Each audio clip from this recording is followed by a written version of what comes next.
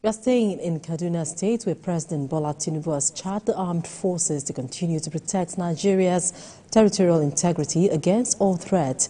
This comes as one of the major issues on the minds of Nigerians in the spate of insecurity, as the federal government continues to work to ensure that a lasting solution is preferred. The president gave the charge at the Diamond Jubilee of the Nigerian Defense Academy in Kaduna, while also commended them for their dedication to duty and sacrifices for the nation. Our correspondent, Lupe Asom, reports.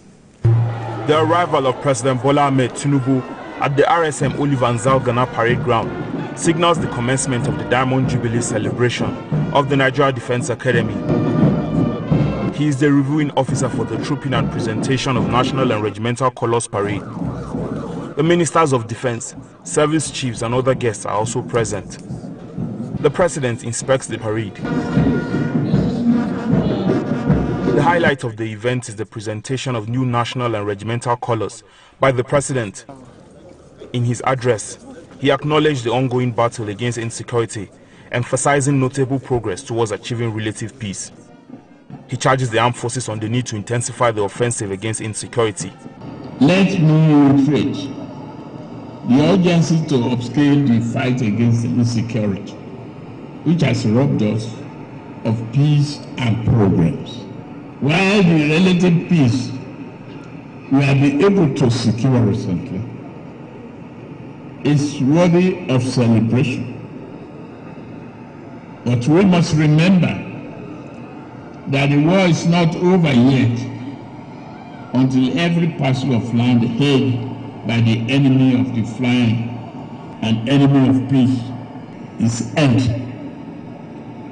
accountable, and Nigeria is free of terrorism and banditry. He also expresses concern over the rise of undemocratic political forces in West African Francophone nations, emphasizing the need for Nigerian armed forces to remain vigilant. We are all aware of the undemocratic political forces that have swept across the Sahel Francophone countries in West Africa and Central Africa. I urge you to continue to play your constitutional role of safeguarding the territorial integrity of Nigeria, our fatherland.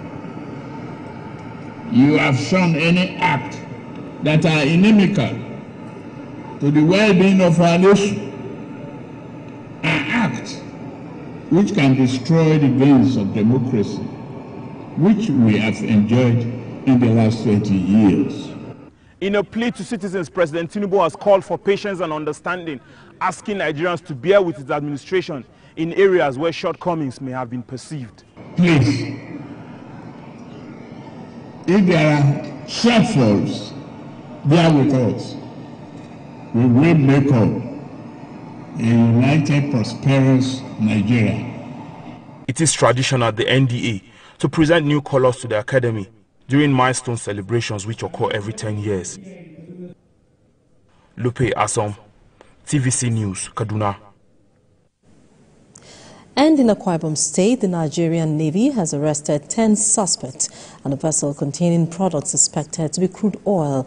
Addressing newsmen at the Nigerian Navy Forward Operating Base in Baka, Mbo local government area, Commander of the Nigerian Navy Ship Jubilee, Commodore Madumo Ide, explained that the vessel was arrested by NNS Oji and handed over to NNS Jubilee, which was kept at the Forward Operation Base in Ibaka.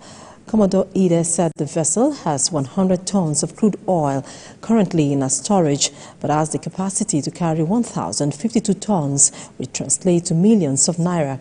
He decried the level of economic sabotage carried out by the suspects, while assuring Nigerians and the Navy was committed to bringing to an end illegal activities in the maritime sector. If you recall, just on the 10th of January this year, the Chief of the Naval Staff, Vice Admiral Ogala, flagged off Operation Delta Sanity. The objective was to deepen our resolve to ensure that we clear our maritime space of all these criminals. And we will make the space unbearable. We will make their efforts such a mountainous climb they will have to give up. So my message is this: if you are involved in economic sabotage on our maritime space, find a way to be more productive to Nigeria, because you will not breathe until we get to you. And if all that money goes to the hands of criminals like this, the communities are left bare. And so it's something we need to do. The Navy has resolved more than ever to ensure that we stop these guys from reaping our common patrimony. This vessel, as it stands, will be handed over to the EFCC for prosecution. That will send a strong message to, potential saboteurs. And away from security, the demand for cooking gas has witnessed a decline following the hike in the cost of the product. Nigerians have now taken to alternatives for their cooking, which experts say is harmful to the health and environment. Our correspondent Helen Osamide-Akins spoke with some sellers and buyers on the impacts on their day-to-day life. On a daily basis, prices of food, goods and services continue to increase. With this, cooking gas has become unaffordable to a number of Nigerians. The cost of refilling a 12.5 kg of cooking gas has increased to 13,750 naira in the local retail gas station, as against 10,545 naira, which was sold in October 2023. Frank Ekpe is a roadside gas seller in the busy Mpape area of Abuja. He told TVC News that the demand for the product has dropped over the hike in price. To make a living, he has now embraced an alternative side hustle. Before, sometimes I feel sell 50 kg or more than 50 kg a day, sir. I feel sell, but now even 12.5 self, I know they see selling now. For Ezra Jeremiah, his use of the product has reduced. They use 12.5 kg to buy gas and cook, and I can cook in the morning and boil water safe and bath and go to work. But now, just 3 kg, I cannot even afford it because the gas is too high. Mary Peter is a food vendor. Before now, she used gas in her cooking.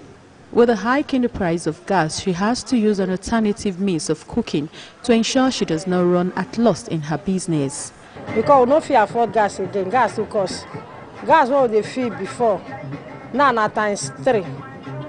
So if we don't use charcoal, we don't feel because everything don't add money.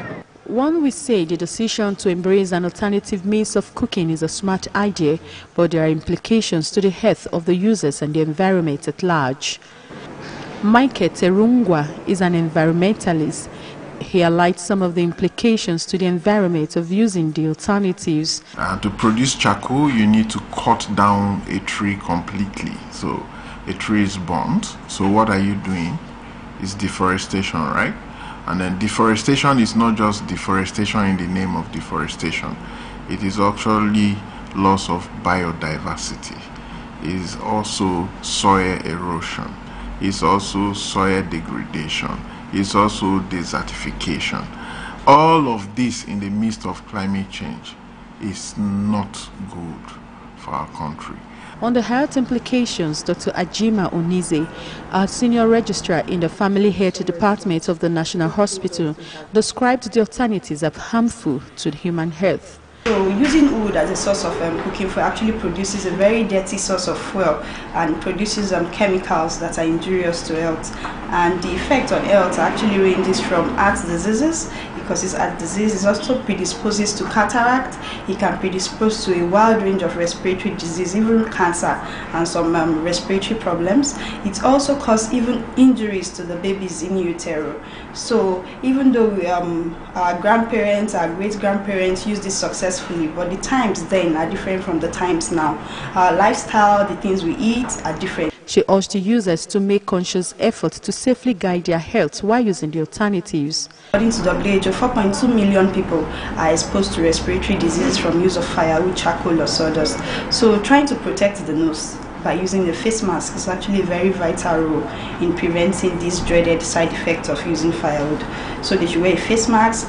It's also predisposed to cataract, like I said. So if they try as much as possible to rinse their faces like after being exposed to firewood, this will also be a very important step to reducing the effect. Also, It is now more than ever important that Nigerians protect their health and environment while trying to cut costs. Although the federal government has put several interventions in place to revamp supply and boost local consumption of gas, more still needs to be done, as failure to address the upsurge could mean gas becoming a commodity only affordable to the rich. Helen Osamede Akins, TVC News, Abuja. Now, shelter is one of the basic needs of man, and the idea of affordable housing to cater to this need of all is often sought. Affordable housing has remained elusive to the average Nigerian, in spite of numerous programs to tackle affordable housing challenges in the country. Now, a group has agreed to work in synergy with federal government to build smart homes for young Nigerians to bridge the housing gap in the country. This housing initiative is targeted at young professionals, entrepreneurs, and more than 3,000 units will be built in its first phase. They add the plan will improve housing in Nigeria and Africa in general.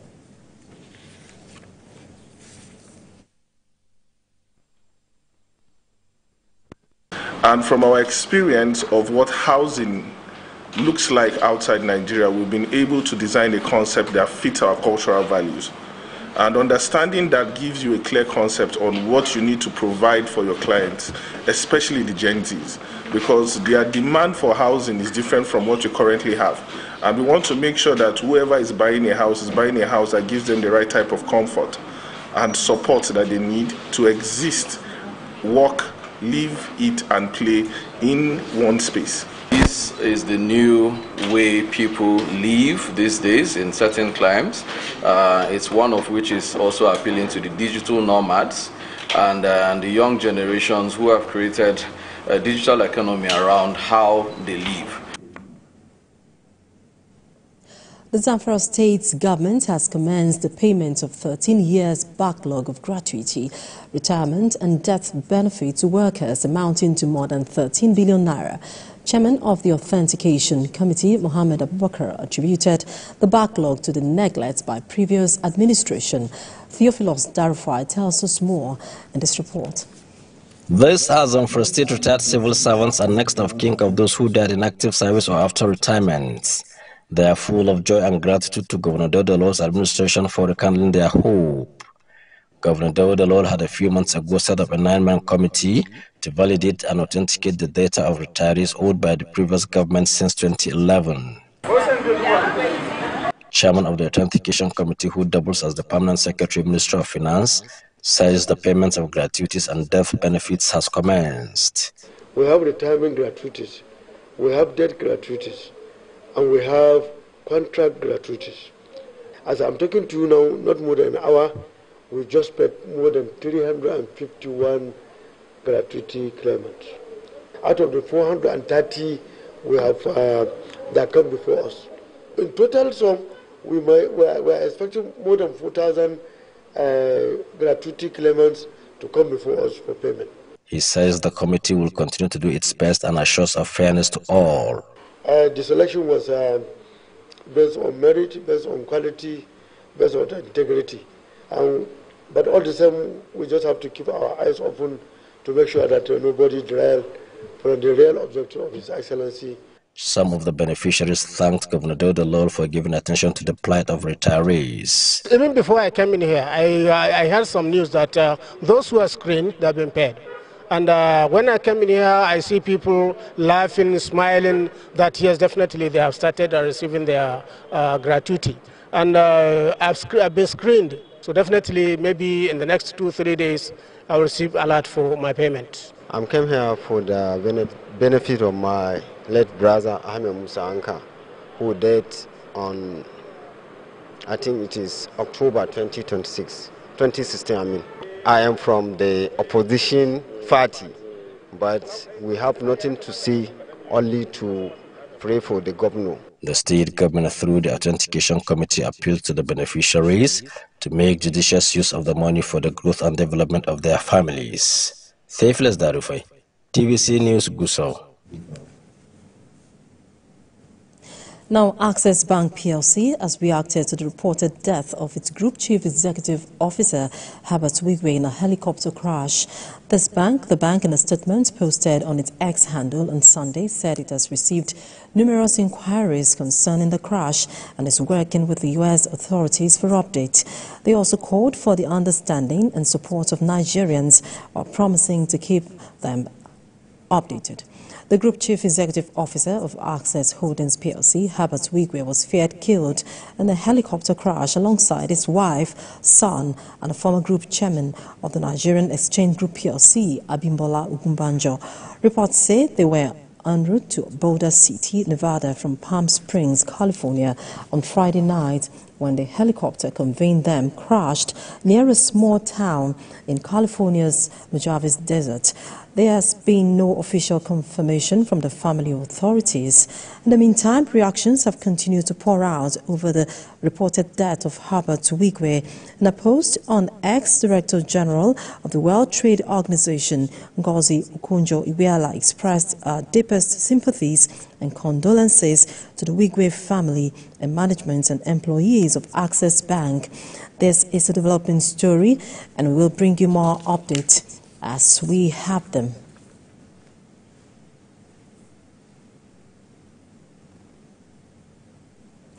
And you're watching TVC News. We take a moment and return with more stories. Please stay with us.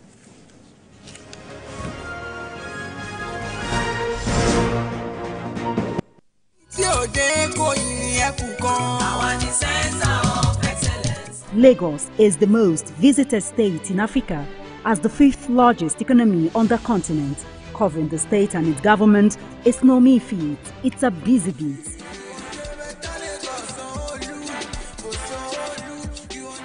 We go beyond the curtain of tapes to travel in far into the deep. I want to thank the Lagos state government for the healthcare facility, to bring stories that cut across all spectrums. A greater Lagos shall be ours. We tell you stories that define our collective well-being as Lagosians. I'm Adedoja Salamadini. I live in Lagos, inside Lagos.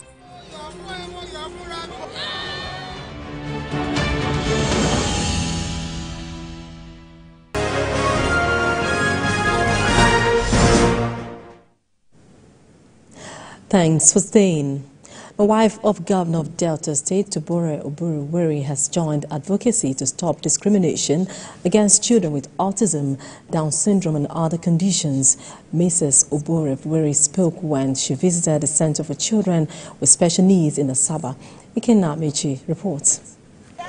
Arrived in the center with members of her non-governmental organization, Umata Charity Foundation, wife of the Governor of Delta State, brought smiles to the faces of the children.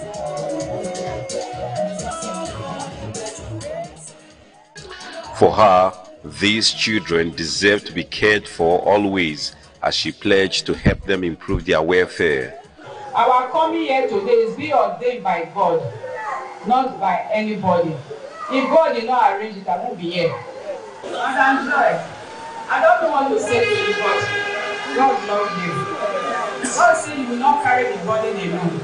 That is why He sent somebody to you. And by the grace of God, God will use Delta State to do what you cannot do for yourself. Words of assurance from the governor's wife to the children and their handlers couldn't have come at a better time. It's a miracle that God has sent an angel. Because when other people abandoned us, when people do not recognize us, when people will even, some people will enter here and look at the children like a castaway, and you know, calling them, tagging them different names. Here you are, coming to love us. As part of her birthday celebration, she distributed food items to them and also to orphanages as well as old people's homes in Delta State. Ikenna Amechi, TVC News, Asaba. The National Association of Nigerian Students has appealed to the Nigeria Labour Congress and the Trade Union Congress to suspend their proposed strike in the interest of the nation. Its national president, Pedro Obi, made the appeal at the news conference held in Abeokuta. The NLC and TUC had on the 8th of February issued a 14-day nationwide strike notice to the government over the failure to implement the agreement reached on the 2nd of October 2023 following the removal of subsidy on petrol. Pedro Obi, who shared in the pains of Nigerians, urged the labor unions to explore alternative means of dialogue and negotiation with relevant authorities. He said a strike at this period can lead to civil unrest and further worsen the security and economic situation of the country. Nigerians in the past few years have been experiencing economic hardship, which has gotten worse, no doubt, in the last few months. The free fall of Naira, increase in fuel pump price, skyrocketing prices of food and commodities in our markets, among others, have contributed to these economic woes of the people. While we share in the pains of Nigerians, especially the youth and the student community, over the current hardship, we are of the strong belief that the planned strike, if embarked on now, will further worsen and aggravate the economic crisis in the country.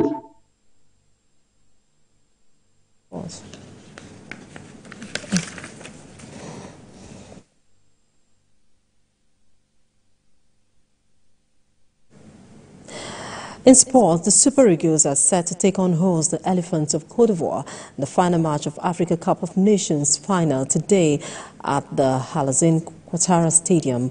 This is a rematch of their group encounter when Nigeria defeated the Cote d'Ivoire by 1-0.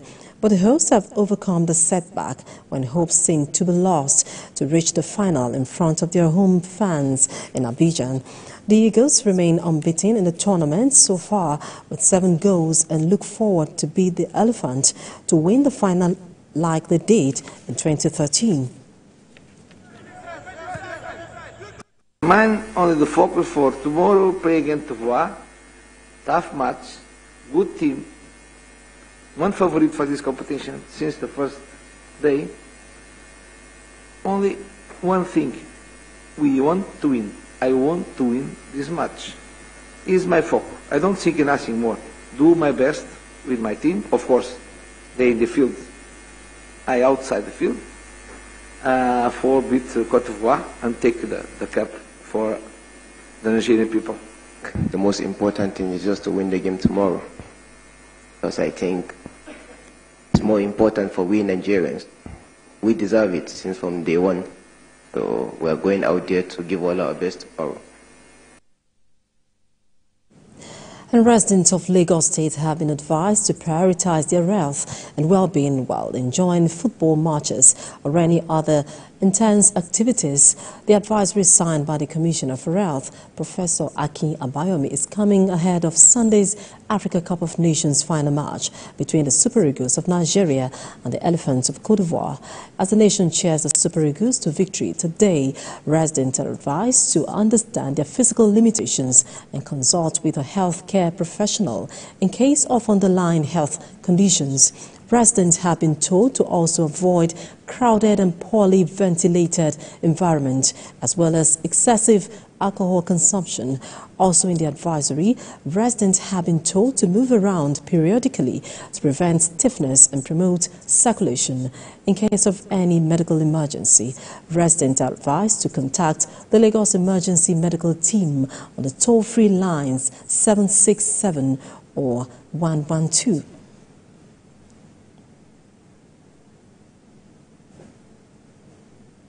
And that's TVC News this hour. For more updates on the stories we're monitoring, you can visit our website, www.tvcnews.tv. You can also follow us on our social media handles, Facebook, Instagram, and on X at TVC News NG.